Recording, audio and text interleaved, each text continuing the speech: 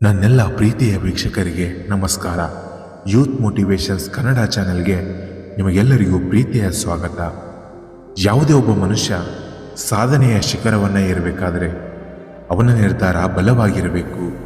ಆಗ ಮಾತ್ರ ಅವನು ಜೀವನದಲ್ಲಿ ಯಶಸ್ವಿಯಾಗುತ್ತಾನೆ.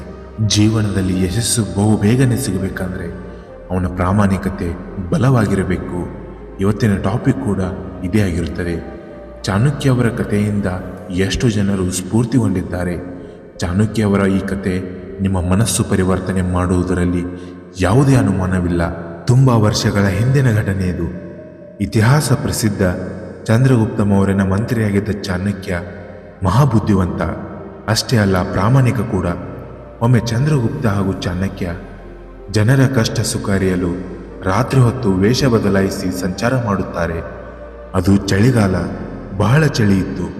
ಬಡ ಜನ ಚಳಿಯಿಂದ ನಡುಗುತ್ತಿರುವುದನ್ನು ನೋಡಿದ ರಾಜ ಚಾಣಕ್ಯನಿಗೆ ಹೇಳಿದ, ಇವರಿಗೆಲ್ಲ ಕಂಬಳಿ ಕೊಡುವ ವ್ಯವಸ್ಥೆ ಆಗಬೇಕು. ರಾಜನ ಆದೇಶದಂತೆ ಸಿದ್ಧವಾದ ಕಂಬಳಿಗಳನ್ನು ಚಾಣಕ್ಯನ ಮನೆಯಲ್ಲಿ ಇಡಲಾಯಿತು. ಚಾಣಕ್ಯನ ಮನೆ ಬಹಳ ಚಿಕ್ಕದು. ಅದರಲ್ಲಿ ಒಂದು ಕಡೆ ಕಂಬಳಿ ಜೋಡಿಸಲಾಗಿತ್ತು. ಇದನ್ನು ಗಮನಿಸಿದ ಕಳ್ಳರು ರಾತ್ರಿ ಚಾಣಕ್ಯನ ಮನೆಗೆ ನುಗ್ಗಿ ಕಂಬಳಿಗಳನ್ನು ಕದಿಯಬೇಕೆಂದು ಯೋಚನೆ ಮಾಡುತ್ತಾರೆ. ಆ ದಿನ ರಾತ್ರಿ ಚಾಣಕ್ಯನ ಮನೆ ಪ್ರವೇಶಿಸಿದ ಕಳ್ಳರಿಗೆ ಕಾಣಿಸಿದ್ದು ಒಂದೆಡೆ ಜೋಡಿಸಿಟ್ಟ ಕಂಬಳಿಗಳು ಮಾತ್ರ. ಅಲ್ಲಿ ಸ್ವಲ್ಪ ದೂರದಲ್ಲಿ ಚಾಣಕ್ಯ ಮತ್ತು ಅವನ ತಾಯಿ ಹರಿದಿದ್ದ ಕಂಬಳಿಯನ್ನು ಹೊಚ್ಚಿಕೊಂಡು ಮಲಗಿದ್ದನ್ನು ಕಂಡ ಕಳ್ಳರಿಗೆ ಆಶ್ಚರ್ಯವಾಯಿತು.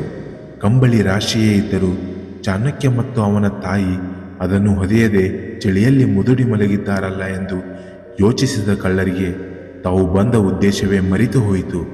ಏಕೆ ಇವರು ಹರಿದಿದ್ದ ಕಂಬಳಿಯನ್ನು ಹೊಚ್ಚಿಕೊಂಡು ಮಲಗಿದ್ದಾರೆ ಎಂಬುದನ್ನು ತಿಳಿದುಕೊಳ್ಳಲು ಕಳ್ಳನು ಚಾಣಕ್ಯನನ್ನು ಎಬ್ಬಿಸಿ, ಅಯ್ಯ, ನಿಮ್ಮ ಮನೆಯಲ್ಲಿ ಕಂಬಳಿ ರಾಶಿಯೇ ಇದೆ, ಆದರೂ ನೀವಿಬ್ಬರು ಹರಿದ ಕಂಬಳಿ ಹೊದ್ದು ಚಳಿಯಿಂದ ಮುದುಡಿ ಮಲಗಿದ್ದೀರಲ್ಲ, ಇದಕ್ಕೆ ಕಾರಣವೇನು ಎಂದು ಕೇಳಿದ. ಆಗ ಚಾಣಕ್ಯ ಹೇಳ್ತಾರೆ, ಅಯ್ಯ ಯಜಮಾನ, ಈ ಕಂಬಳಿಗಳಲ್ಲಿ ಒಂದೇ ಒಂದನ್ನು ಹೊದ್ದು ಮಲಗಿದರೂ ಕೂಡ ನಾನು ನಿಮ್ಮಂತೆಯೇ ಕಳ್ಳ ಆಗಿಬಿಡುತ್ತೇನೆ ಎಂದ. ಈ ಮಾತು ಕಳ್ಳರ ಯಜಮಾನನಿಗೆ ಅರ್ಥವಾಗಲಿಲ್ಲ. ನೋಡಿ, ನನ್ನ ಬಳಿ ಹರಿದ ಕಂಬಳಿಯಾದರೂ ಇದೆ. ಮಹಾರಾಜರು ಏನೂ ಇಲ್ಲದವರಿಗೆಂದು ಕಳಿಸಿರುವ ಕಂಬಳಿಗಳಿವು.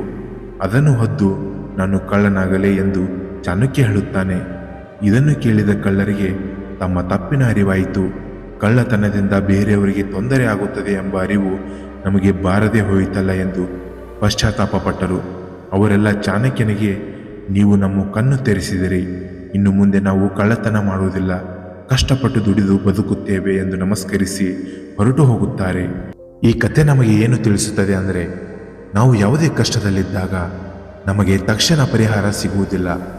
ಪರಿಹಾರ ಸಿಗಬೇಕು ಅಂದರೆ ಚಾಣಕ್ಯನಂತಹ ವ್ಯಕ್ತಿಗಳು ನಮ್ಮ ಜೀವನದಲ್ಲಿ ಬರಬೇಕು.